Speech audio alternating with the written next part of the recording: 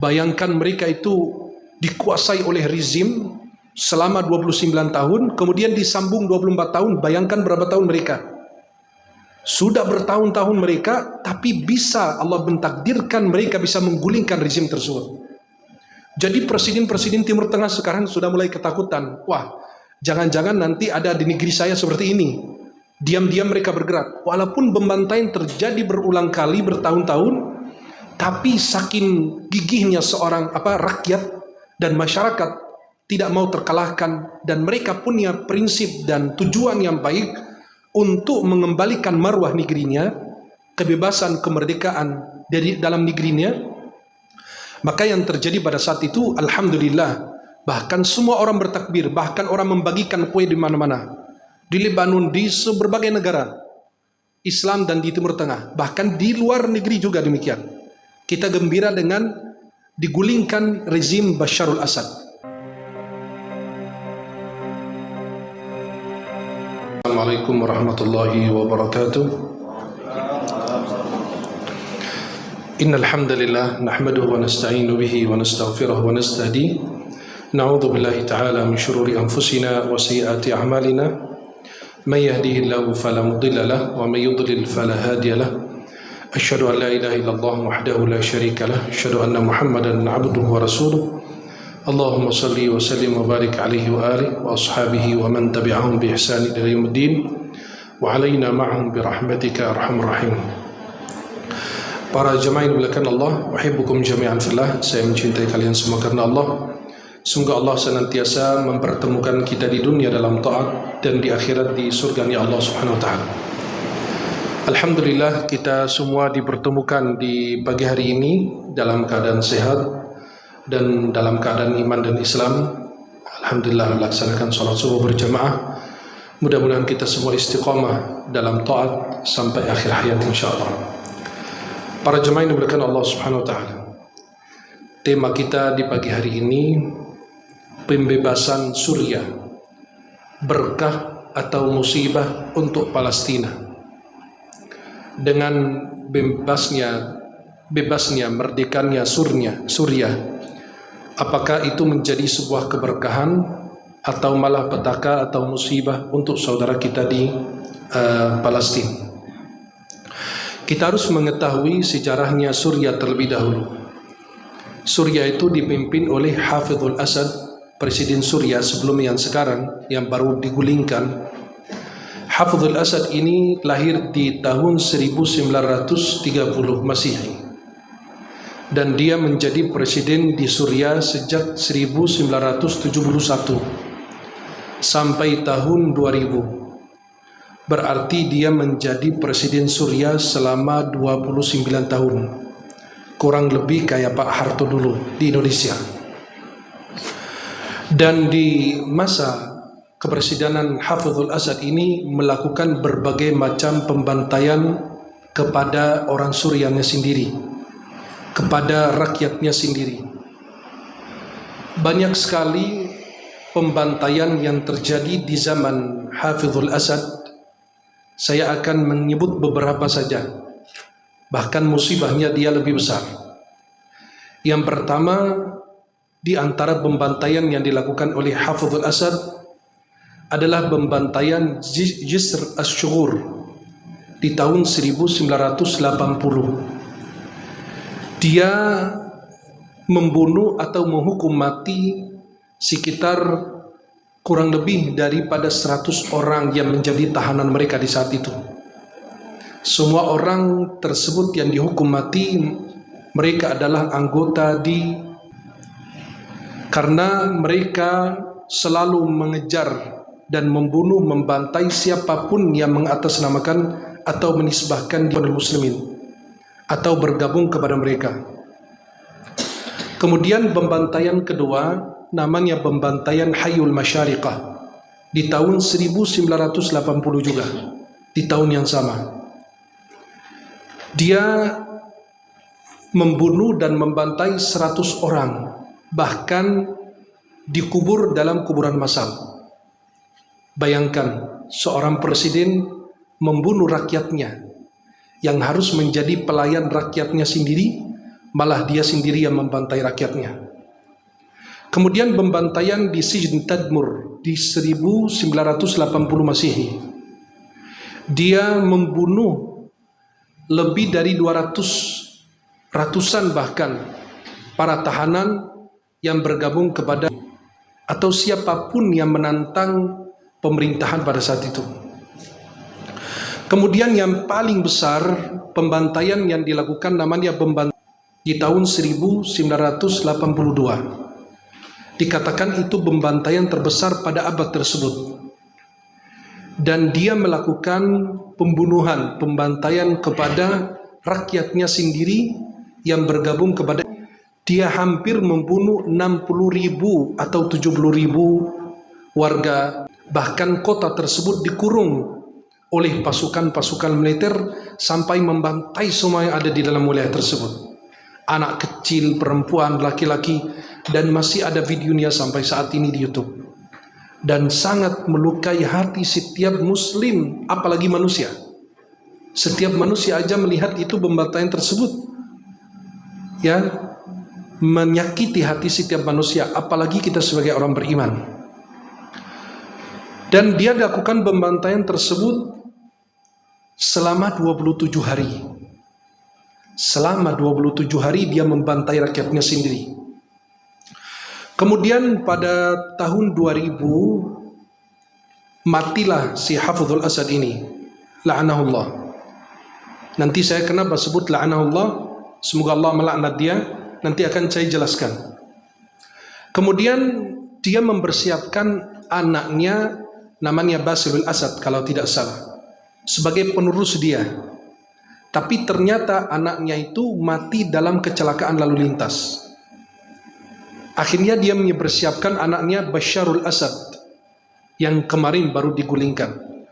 Basharul Asad ini seorang dokter, ya. Kemudian dia bersiapkan oleh ayahnya, dan Bashar ini lahir di tahun 1960 Masehi. Dan dia menjadi presiden sejak tahun 2000 sampai 2024, berarti 24 tahun. Hampir mendekati masa jabatan ayahnya pada saat itu waktu menjadi presiden. Kemudian baru digulingkan di tanggal 8 Desember kemarin 2024. Dan itu menjadi kemenangan besar di Timur Tengah dan menjadi perubahan besar di Timur Tengah.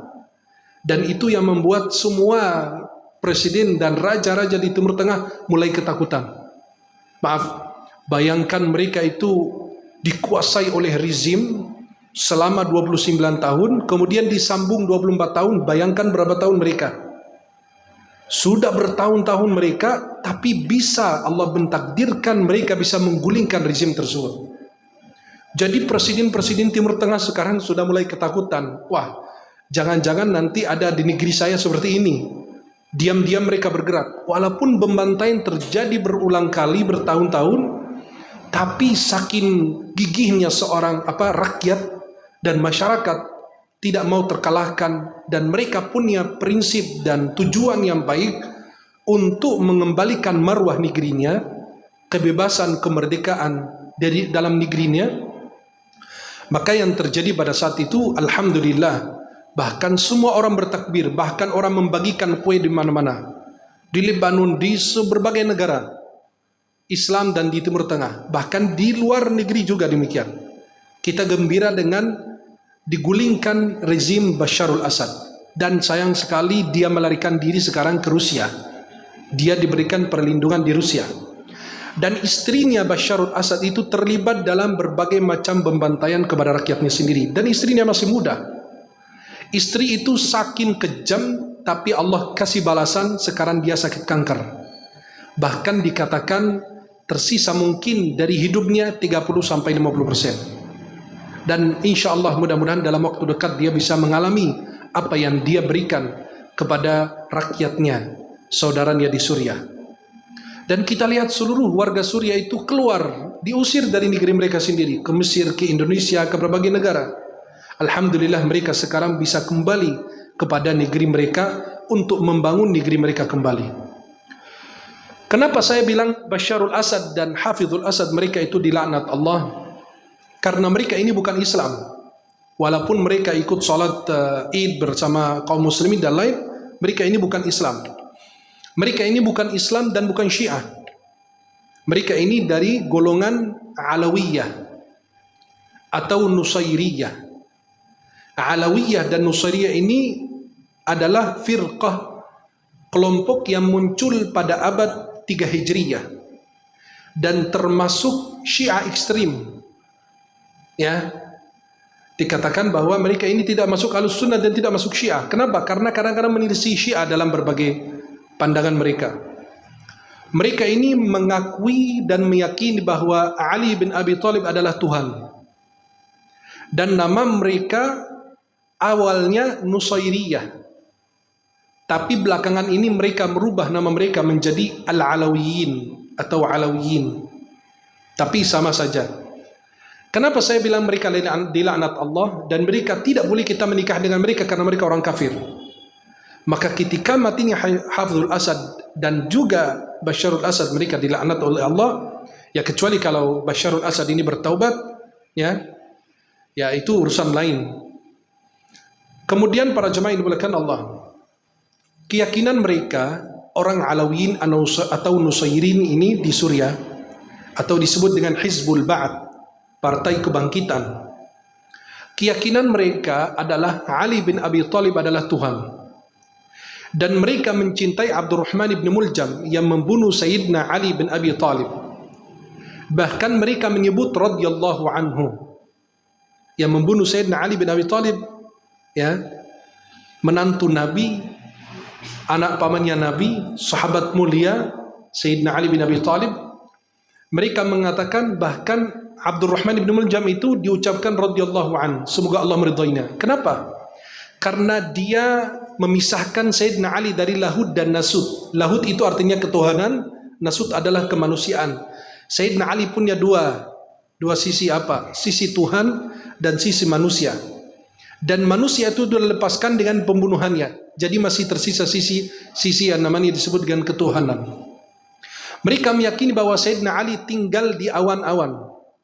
Maka kalau ada awan melintas di depan orang Nusairin atau Alawiyin, mereka selalu memberi salam, Assalamu alayka ya Abul Hasan. Ya, mereka bahkan meyakini bahwa suara petir itu adalah suara Sayyidina Ali bin Abi Thalib radhiyallahu anhu. Ya. Kemudian mereka mengagungkan khamar, minuman keras. Dan mereka meminum khamar.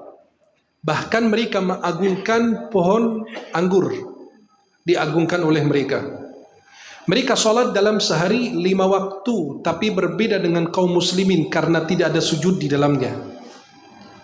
Kemudian mereka tidak mengimani haji, dan mereka mengatakan haji itu adalah kufur, bahkan menyembah berhala.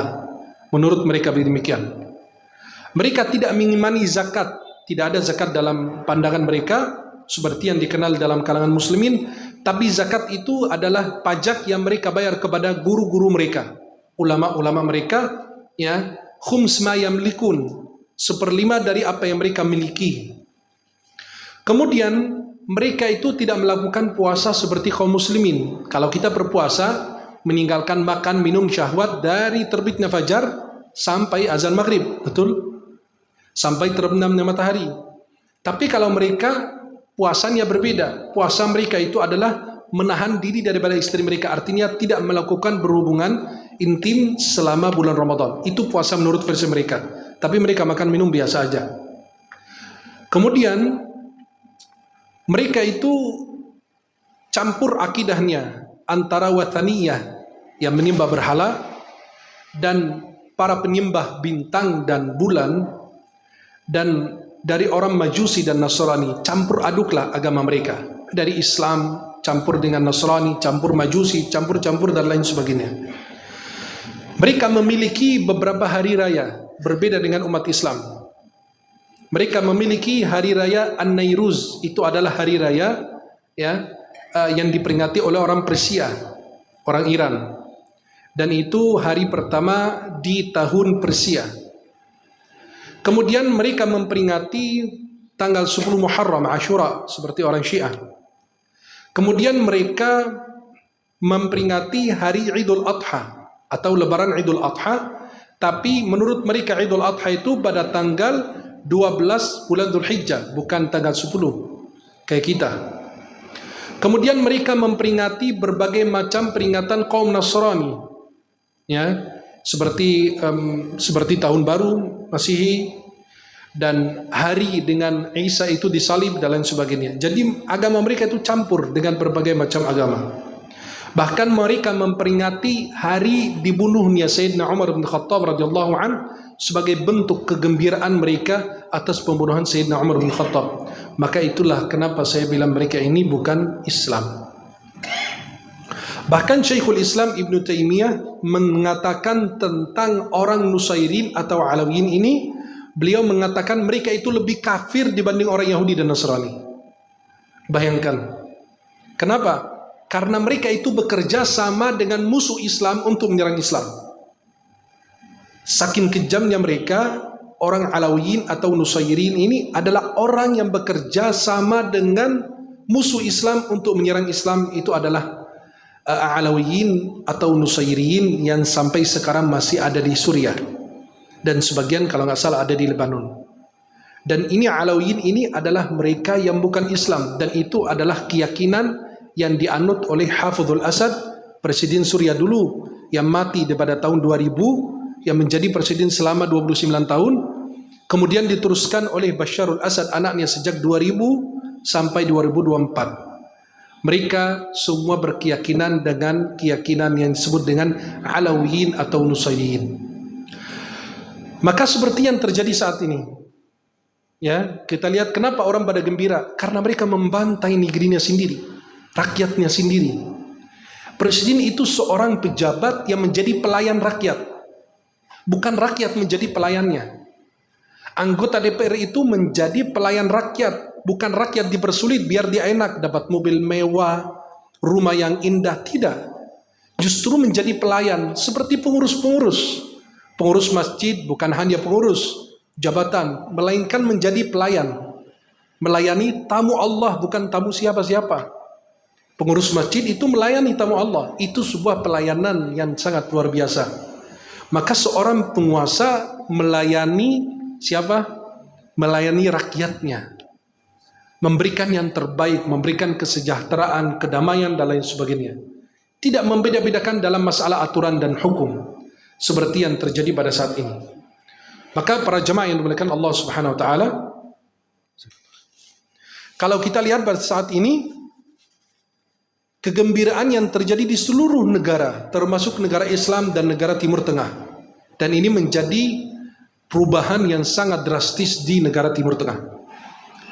Dengan suksesnya revolusi Suriah sesudah 13 tahun pembantaian yang terjadi dan mengakhiri 61 tahun dari hukumnya atau masa jabatannya atau kekuasaan Al-Asad, keluarga Al-Asad ini dari Hafizul Asad, dari ayah ke anaknya, alhamdulillah ini memberi harapan besar kepada saudara kita di Palestina. Ini menjadi harapan besar buat saudara kita di Palestina, bahwa apa yang menimpa diri mereka berulang bertahun-tahun, berabad-abad, insya Allah bisa berakhir. Dengan apa? Kegigihannya, warganya, ya, kegigihan warganya dan persatuan orang Palestina ini yang menjadi sebuah kemenangan di kemudian hari. Kita tidak tahu kapan terjadi, tapi kita semua punya harapan bahwa Islam akan diberikan kemenangan oleh Allah. Tapi kenapa sampai sekarang belum diberikan kemenangan oleh Allah, belum dimenangkan oleh Allah? Ketika mufti Palestina di saat itu ditanya, kapan Al-Quds, Masjidil Aqsa kembali kepada umat Islam? Beliau menjawab, apabila kita kembali kepada Allah. Sesama muslim masih ada permusuhan, masih saling menjelekkan, saling memfitnah. Ya, itu yang disayangkan. Kata Nabi SAW, yaqtuluna ahlal iman wa yad'una ahlal awthan. Mereka membunuh orang beriman dan membiarkan orang menyembah berhala. Artinya apa? Berlaku baik kepada orang kafir, tapi bermusuhan dengan saudara muslim. Itu yang sangat luar biasa gitu loh. Ya, seperti yang sekarang ini. Mohon maaf. Seperti tahun baru, mengucapkan selamat Natal. Katanya harus toleransi. Tapi giliran orang kafir disuruh toleransi, tapi orang kafir nggak boleh toleransi kepada umat Islam. Tidak boleh suara azan terdengar di luar. Lihat di daerah Singapura, yang harusnya itu tanah Melayu, hanya satu masjid, Masjid Sultan, yang diperkenankan suara azan terdengar di luar. Masjid-masjid yang lain suara azan di dalam masjid. Saya bilang, buat apa azan di dalam masjid? Kan yang di dalam masjid orang datang ke masjid, mau sholat, mau diazanin ngapain? Kita azanin mereka yang lalai dari sholat, yang nggak tahu masuk waktunya sholat. Sampai-sampai di negara terbesar Islam kita di Indonesia, banyak orang tidak suka dengan suara azan. Terserah ente nggak suka dengan azan, karena yang nggak suka dengan suara azan adalah syaitan. Ya, katanya tidak boleh suara azan terdengar di luar. Itu musibah. Kenapa? Syiar Islam. Justru dalam mazhab Hanafi, di dalam kitab-kitab fikih mazhab Hanafi dikatakan, apabila sebuah penduduk negeri atau kota atau wilayah meninggalkan salah satu syiar Islam, diperangi oleh imam, penguasa atau hakim di wilayah tersebut. Syiar tidak boleh ditinggalkan. Tidak ada yang azan di berbagai tempat. Kenapa? Alasannya mengganggu. Justru azan yang menandakan kedamaian. Itu panggilan salat, ibadah kepada Allah Subhanahu wa taala. Maka para jemaah yang dimuliakan Allah Subhanahu wa taala, kalau kita memenangkan agama Allah, Allah berikan kemenangan bagi kita. Sekarang tuh lihat, orang disuruh mengucapkan selamat Natal beralasan karena toleransi, tapi orang mengerjakan sunnah Nabi malah dituduh Wahabi, dituduh teroris dan lain sebagainya. Itu kan musibah. Memelihara jenggot dituduh macam-macam.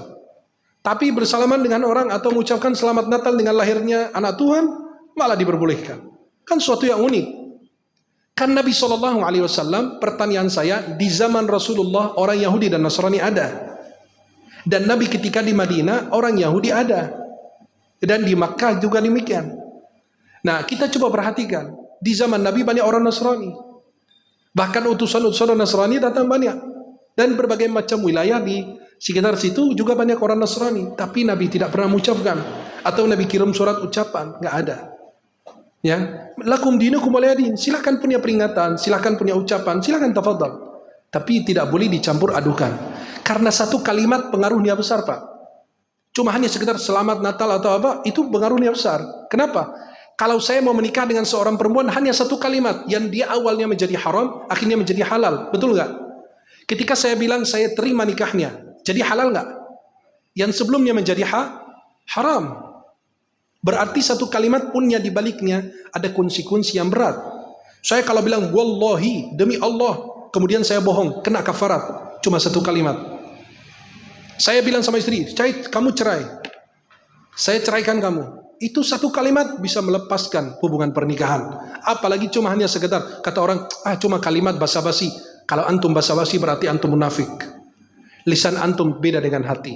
Kan diminta dalam Islam, harus lisan sesuai dengan hati. Hati dengan lisan. Betul nggak? Tapi itulah yang terjadi. Kenapa? Karena kita belum memenangkan agama Allah. Islam dimusuhi, sunnah Nabi dimusuhi. Tapi malah orang kafir disayangi, dicintai. Malah dilakukan. Kan Allah sudah jelaskan toleransi. Lakum dinukum waliyadin. Untukmu agamamu, untuk kami agama. Udah, halas. Dia mengerjakan ibadahnya, ritualnya sendiri. Kami juga punya ibadah, kami kerjakan sendiri. Tidak boleh saling menghina. Nggak boleh. Dalam Al-Quran nggak boleh. La tasubul ladina yad'una min dunillah fa yasubbullaha adwan bighairi ilm. Kalau kita mencela Tuhan mereka akan mencela Allah Subhanahu wa taala, Tuhan kita. Maka dalam Islam itu dilarang, tidak boleh menghina. Seperti terjadi salah satu warga dari Saudi atau dari negara mana ke Thailand. Halo? Salah satu warga Saudi kalau nggak salah ke Thailand waktu itu. Kan tahu sendiri kan Thailand itu banyak patung-patungnya gitu loh. Akhirnya dia naik di atas salah satu patung, dia kencingin tuh patung. Ya, merasa muslim punya inti, bukan zaman dulu Umar bin Khattab bisa membela kamu. Akhirnya dia ketika naik di atas patung itu dikencingin, akhirnya ditahan sama orang Thailand. Akhirnya mereka mau membunuh dia dan dijadikan sebagai kurban, pemberian kepada Tuhan mereka karena dia melecehkan Tuhan mereka. Akhirnya mereka hampir bunuh, akhirnya banyak desakan segala macam. Akhirnya mereka memaafkan, tapi dengan syarat dia memberikan seserahan atau sesembahan kepada Tuhan mereka. Sama aja kekufuran, kemusyrikan. Kenapa kau dari awal melakukan itu? Maka untuk Tuhan atau agama yang lain kita tidak boleh. Silakan masing-masing mengerjakan ibadahnya. La ikraha fid din, tidak ada paksaan dalam agama. Untuk itu Allah ciptakan surga dan neraka. Kalau kita menginginkan semua orang penduduk bumi menjadi muslim, ya susah. Jangan satu negara, satu bumi, satu rumah aja kadang-kadang beda agama. beda pemahaman, beda keyakinan dan lain sebagainya. Seperti yang terjadi, anaknya Muslim, orang tuanya masih non. Ya itu, tapi saling toleransi dalam masalah agama. Silakan masing-masing menjalankan agamanya sendiri.